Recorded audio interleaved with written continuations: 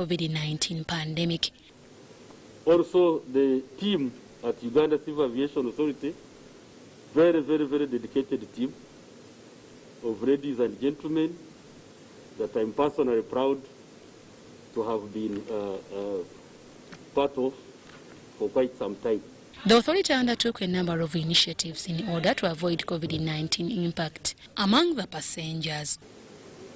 Entebbe International Airport handled 1,980,000 international passengers in 2019, compared to only 565 passengers in 2020, and even after the resumption of the passenger operations, the situation is yet to stabilize. Some of the projects are in the final stages of completion, despite challenges encountered during the process. We think we need to get them out of the way, so we want to know what are the challenges, what is required of us to ensure that we fast track these projects and also improve on the convenience for the travelers. I think we need to move fast in some of these projects. I see a lot of inconvenience still to the travelers, and when travelers are inconvenienced, they'll not come back. Sula Kagugube compiled the report. Now, the State Minister for Higher Education, Dr. Jesse Muyingo, says education was affected and children haven't been going to school. Muyingo disclosed that in Bunamanika, over a number of children are forced into early marriages by their parents and others impregnated by men after tricking them with gifts and sweets. The Minister for Higher Education, Dr. John Chrysostom Muyingo, has asked parents to nurture their children into responsible citizens by staying at school. Muyingo advised parents against pushing their children into early marriages, adding that those caught will be punished. I note with a lot of disappointment that there are quite a number of young girls, senior 1, senior 2, who are falling out of school because of early pregnancy, funny things. Their fathers and their parents are forcing them to get married. I'm not happy about it, and I'm praying that we intensify the care and the supervision of the life of our children wherever they are. Muyingo also cautioned schools against forcing senior candidates and candidates into boarding schools, saying the Ministry of Education guidelines should be followed. Muyingo made the remarks during a familiarization tour of government-funded projects in Bamunanika sub-county. I'd like to thank the NRM government for this great offer to my area of extending rural electricity to the deepest village in the constituency. I'm happy that the President offered, and the offer and the pledge has been fulfilled today. I'm only appealing to my people to make sure that they work much more to benefit from this generosity. He promised to continue developing the area in partnership with the NRM government, despite having lost his parliamentary seat during the recent general elections. The communities commended President Yoweri Museveni and the Minister, Dr. J.C. Muyingo, for their efforts of fulfilling the pledges, which include electricity in the rural areas. Around, they don't sell things which are very cold. That one can also lead to somebody to reduce on the ages, but since we have got electricity, the life expectancy is going to go high.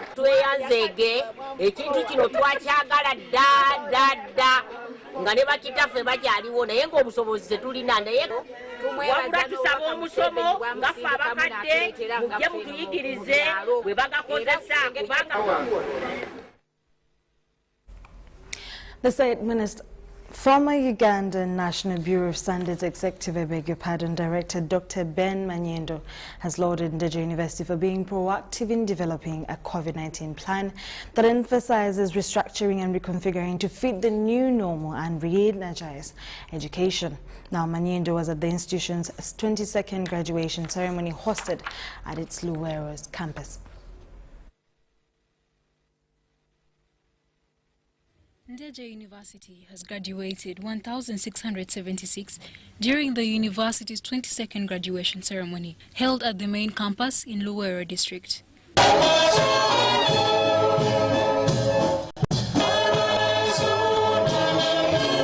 Graduates were conferred upon certificates, diplomas and bachelor's degrees of Ndejje University.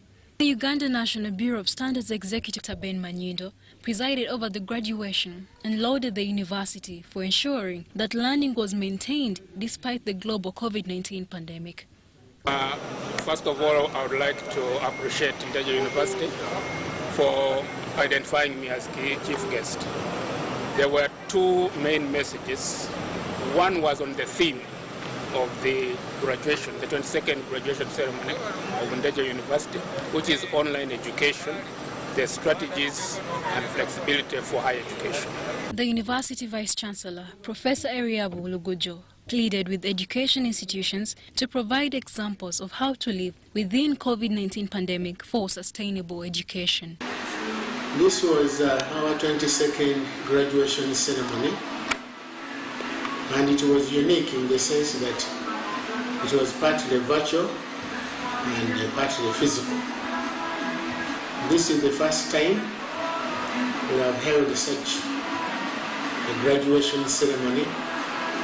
We had to invite a few students, a few esteemed parents, and a few stakeholders. The graduates, most of whom were female, gained qualifications in various fields including engineering, social sciences and journalism. The graduation ceremony was held under the theme Online Education, a Strategy for Quality, Flexible Higher Education.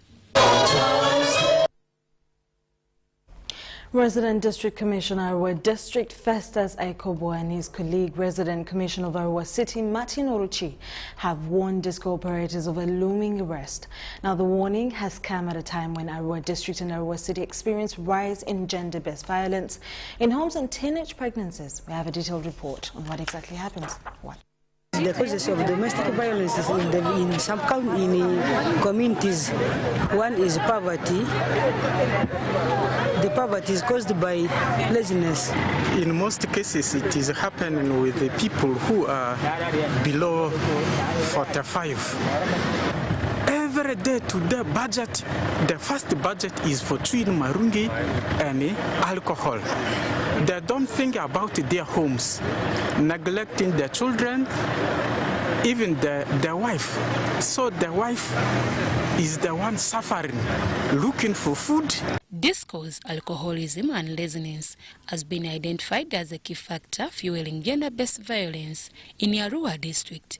Arua RDC Festus Aikobo says operating nightclubs and bars are still against the presidential directives on COVID-19. I'm saying this because the president of this country has been very, very clear that if you operate a nightclub or if you operate a bar, you should be arrested and charged for murder. Because we are living in the current situation of Corona is still there. You have ever heard that government had even spent a lot of money treating people who got Corona? But in Arua, if you go to Odia, it is there. Ovison here has that nightclub. You go up there, it is there. My mind today is a warning. I'm also writing to our LC3 chairpersons. We will have this meeting with you people through the LC3 with this administration. We will call all those who are operating nightclubs here. Before these people come and act and remove your machines or arrest you at the end of the day, you must stop it. According to Sub-County Chief of Vura Sub-County, Erisomos Adore, Vura Sub-County has never issued any license for disco operators. Arua City Commissioner Martin Oroch blamed some local leaders, including some police officers, for allegedly aiding disco operators. and the council will not license anybody to operate discos in Evora sub-county. And in 2011, we sued the prominent operator in Odia, and he lost the case. I am also aware about some LC1s and some police officers within the sub-counties in Arua and Arua City who goes around to sit with the operators of this illegal disco hall and make money. We have even earmarked some of the police officers who claim they are the head of, not necessarily in Vora, but elsewhere. These people, before they play disco, they first walk to the police and say, this is yours, for us we are going into business. I want to assure you this thing is coming to an end. I want to appeal to you, the public, please speak to your children. The generation we have now, we are not sure how they will take up. Can we all become our own police officers at our homes? Arua Community Development Officer says Vura sub-county is leading in cases of gender-based violence, in which women suffer more than men. The reported cases of gender-based violence for women in Vura sub-county stood at 197, and for men 29 cases were reported. This was during a bazaar meeting organized by Office of the Prime Minister at Vura sub-county headquarters in Arua district. Cattle keepers in Nyakatonzi sub-county in KASESE district are in tears following the long drought that has ravaged the area. The drought has caused shortage of pasture and water for their animals. Watch. Cattle keepers in KASESE district have lost over 50 heads of cattle as a result of long dry spell. The water valley dams at Kakonjo and Kagongo have as a result also dried up. The chairperson, Nyakatonzi Cattle Keepers Cooperative Association, Wamala Richards, says cattle keepers are now dependent on a small channel which is also shared by crop farmers for irrigation. The chairperson requested government to pump water for them from Nyamugasani River into their tanks for their animals to drink. Ameza kutabire tuine mugona ente zikaganywa gahwamu kandi enjore mazero wile tarukugwa. The chairperson LC Free Nyakatonzi sub-county Bukenya Suzini confirmed the outcry of farmers in regard to pasture and water shortage, which he also attributed to the long dry spell. The cattle keepers say they now trek long distances in search for pasture and water for their livestock.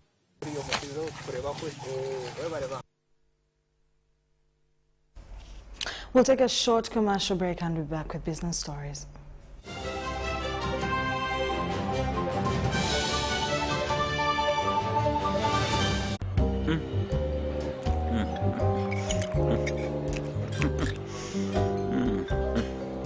Wait.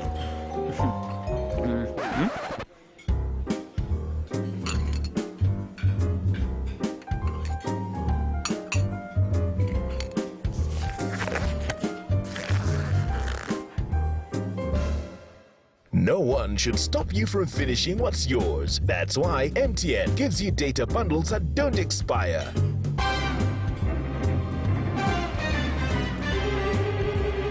Load MTN Freedom Bundles using My MTN app and enjoy the freedom to finish your data bundles. MTN. It's no secret that ICT makes learning easy. The strides made in our field could not be possible without it.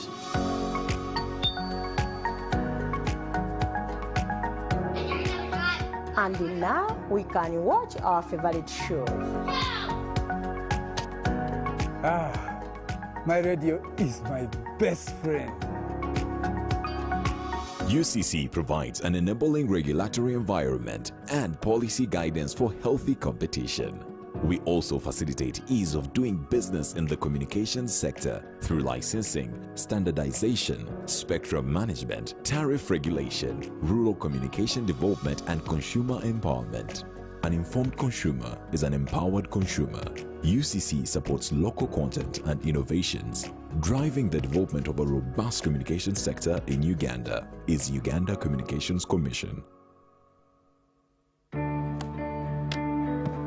Today tastes like a new tradition, like an old favorite. Tastes like all hands on deck and all eyes on the prize. Today tastes like a piece of the action. And it never tasted this good.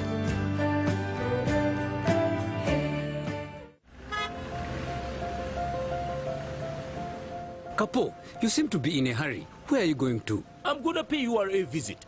But you can access URA online. Why pay a visit? To know more about the KASESE business solutions, namely digital tracking solution, the voluntary disclosure program and electronic fiscal receipting, and invoicing solution, which have turned my business around. You know I need to be on top of my game to protect my empire. If you know, you know. I too need to know what Kapo knows. KASESE, be sure you are in charge of your business. Uganda Revenue Authority, developing Uganda together.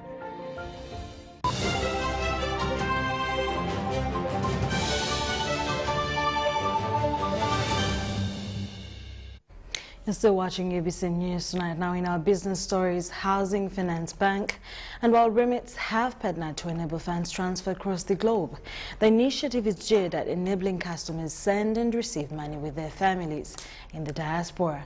Michael Mugalu, Managing Director, Housing Finance Bank Uganda, says the partnership's purpose is to expand financial independence to its customers.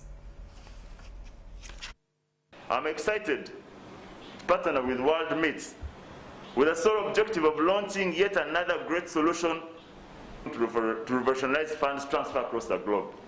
Let me say this. We have many Ugandans out there in the diaspora working, but who want to invest back home. And the issue of funds transfer has been a key challenge for many of these Ugandans out there. Some have tended to rely on relatives and they have been cheated. Others have moved to find other alternative means that have been rather expensive. And the cost of sending and remitting these funds is becoming a total big challenge. And impediments. So through partnership with World Remits, we've been able to make this easy. We've been able to democratize it so that Ugandans across the globe, and I'm talking across the different countries of the globe, be it in the US, in Europe, in Middle East, in Asia, can now work with us through the partnership with World Remits to be able to remit money back home. Money for investment, money for again, feeding into and filtering into the aspirations that I talked to, the issue of home ownership and financial independence. So we are seeing this happening, and I'm sure that our customers here in Uganda and all over the world will be delighted with the experience of a new strategic partnership with World Remits that World Remits brings on board. In more business stories, pre-primary teachers are now engaging in other business ventures because of COVID-19, which has taken a toll on their profession. Now many are venturing into cake baking business and seeking training to acquire more skills. The COVID-19 pandemic has had far-reaching negative impacts on individual businesses, and people have been affected differently. The most hit are the teachers, especially for pre-primary, since they are not sure of when their services will be required by school proprietors. Many teachers are now venturing into cake-making business in order to earn a living, and they are undergoing training to acquire more skills. Professionally, a kindergarten teacher. So what has really inspired me to come here to learn more about baking, because I can't just sit home to wait when the schools will be open. So, and the other thing that has inspired me is I've been baking, but I've been giving out that job of designing what. You see, so it's a quite a huge field in which we really want to go more and more, and these people are giving us a recipe which are very easy, and they have made things very simple when we are working. Agaba Edgar, a graduate in art and design, has a well-established cake business, Aga Creations, and is hoping to train these teachers to make different cake designs depending on the occasion. Bakers.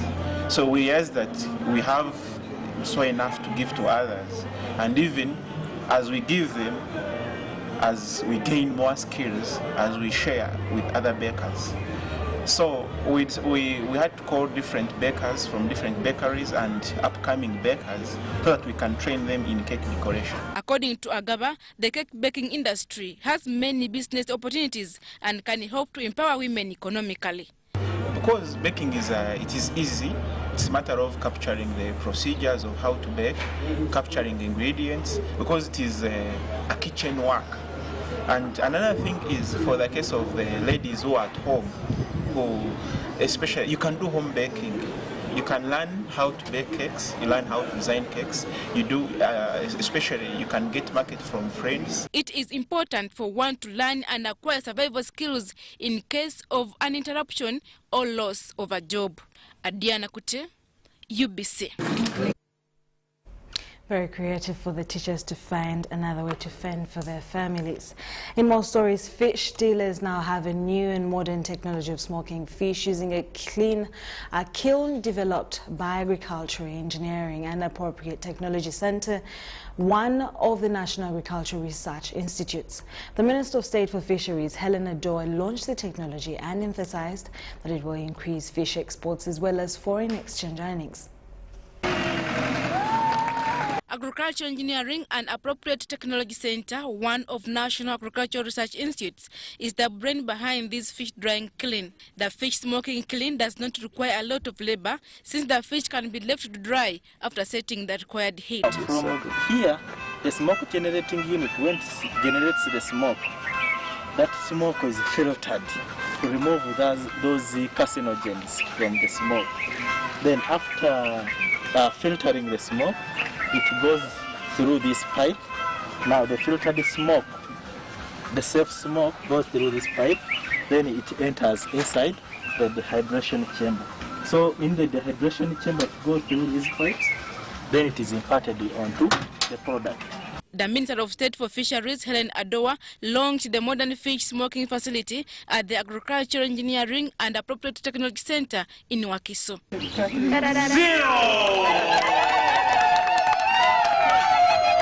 Minister Adoa is optimistic that this fish smoking technology will increase fish exports, especially to the European Union markets. So this is going to attract us international market and also within our own environment or our own within Uganda. You find that you can be able to preserve fish, because you know themselves should not be able to eat smelly fish. Where you smoke within a short time you have removed, is not dry, is not taking 3 days, 4 days, a week, 2 weeks. The cost for this machine goes up to 50 million Uganda shillings, and fish dealers have been encouraged to form circles to maximize the economies of scale. A circle, like the ones who have received it today, they made a partnership with Naro. They don't pay in a day. If you pay 50%, then you will pay slowly. So it is a partnership. When you clear something, and then as individuals, you may not be able to do it. But when you are in a group, in a circle, I want to encourage all the fishermen out there to form groups. The Director General National Agricultural Research Organization, Dr. Ambrose Agona, implored government to ensure that this technology reaches all fish dealers so that Ugandans can consume safe fish free from disease-causing carcinogens. But you imagine, if the concerns are not from out there, how about our people? And I still strongly believe, much as we are coming with these few technologies that are here, we are not going to stop eating smoked fish. But now, what must we do right? I see policy engagements, and I see a feedback by our minister to see, like, at the end of the day, in the meantime, first of all, how best can these technologies reach the target people? Because they're not just protecting them, but they're protecting the society, the whole country. After acquiring modern fake smoking technology, fish dealers are now calling on government to connect them to export markets. Adiana Kute, UBC.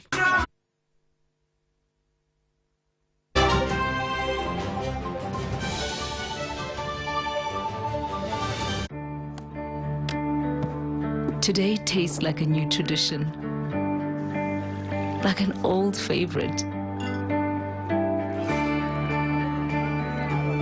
tastes like all hands on deck and all eyes on the prize. Today tastes like a piece of the action. And it never tasted this good. Uganda's ICT sector is considered one of the most vibrant and fastest growing within the East African region, with a growth rate of 27%, supporting other sectors such as the media, tourism, agriculture, health, among others. It is also a sector with several investment opportunities you need to take advantage of. But what is the government of Uganda doing to enable you benefit from these opportunities? This Monday, the 8th of March 2021 at 10 p.m, join Irene Sewang, Director, Uganda Communications Commission UCC, Dr. Hatwib Mugasa, Executive Director, National Information Technology Authority Uganda NITA-U, Honorable Vincent Majire Waiswa, Permanent Secretary of the Ministry of Information, Communications and Technology, and Mrs. Elizabeth Ntege, Chairperson ICT Association of Uganda, under the theme Insights and Prospects of the ICT Sector, moderated by Mildred Tuhaise. Join the conversation via hashtag SpotlightUG. Spotlight UG, Mondays at 10 p.m, live on UBC TV.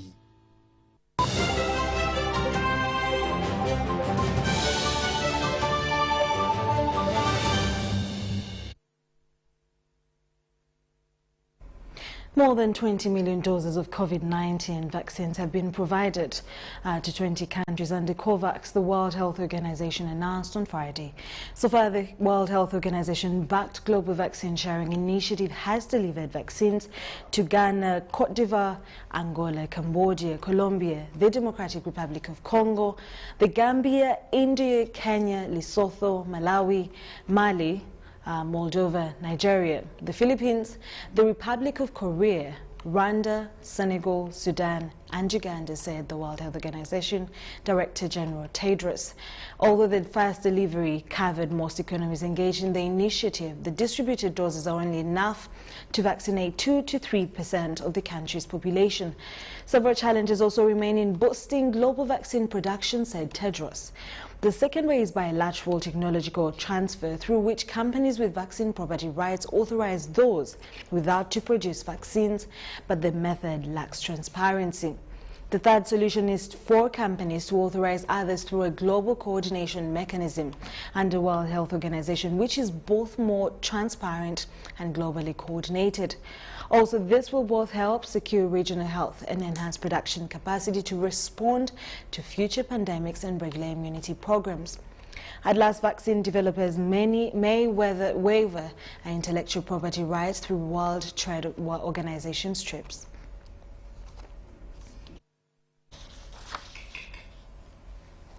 An arms race of how quickly countries can get COVID-19 vaccine into people's arms will make the world safer and healthier, said a former director of the U.S. Center for Disease Control and Prevention.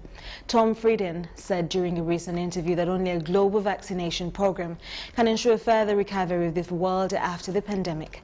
The medical expert said countries worldwide need to look back on how the pandemic was addressed and draw lessons from it. Frieden added that countries needed to look at the public and primary healthcare systems and to think of how to make them stronger. He also said that true global collaboration is needed to improve global public health preparedness. In late January, we saw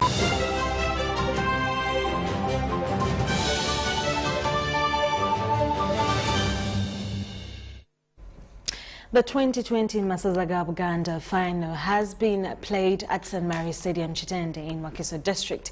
Gomba ultimately triumphed 3-1 over Budu in a game sorted in the first half.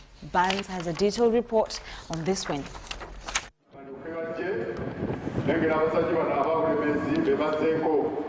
The conspicuous absence the MASAZA GABUGANDA final hasn't affected the quality of football in the game between Gomba and Wudu. A lot of innovativeness and hard work to ensure that the tournament gets, got underway, and it has been brought to a conclusion this afternoon. The game started on a frantic pace with all 4 goals in it scored in the first 20 minutes.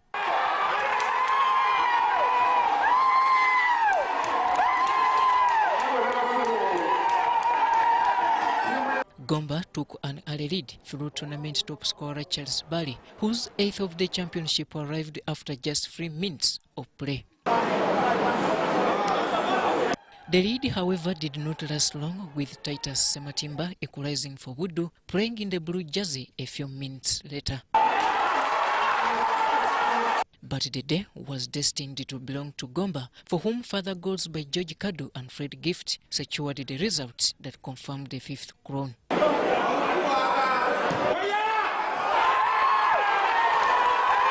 Gomba ng'essaza litulooza nti lya mu kyalo okubanga lyeri champiyoni ly'amasaza gonna gonna kituwanye essanyu ffe nga Gomba ate obuwanguzi butuuseeko ffe kanga abakulira amasaza abakulira essaza ne tubutuuseeko nga awamu Gomba yonna yonna. Gomba for the gold medal won 12 million shillings top cash prize, while the Wudu silver medal gave them 9 million shillings. In the third place play-off, Busiro edged Bulemezi to go home with the bronze medal. The 2020 MASAZA GABUGANDA started late last year due to COVID-19 and thus spilled into 2021 with all other action hosted at FUFA's Technical Center in Injeru. The final was earlier scheduled for January but was postponed to this date. Story compiled by John Barnes Sentamo and Andrew Sabira for UBC News.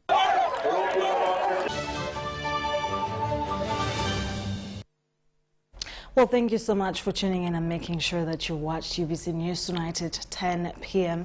My name is Sharon with Mugalu, Mohammed and Sign Language. From the team and I, have a lovely night and God bless. Have a great and beautiful Sunday tomorrow. Good night.